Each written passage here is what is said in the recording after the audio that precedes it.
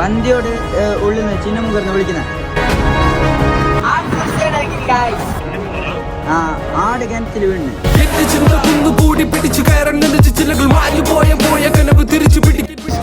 പുലി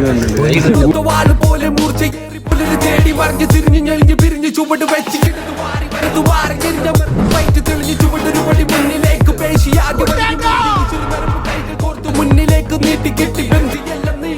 പാടും കാലം വന്ന ആട് പോയി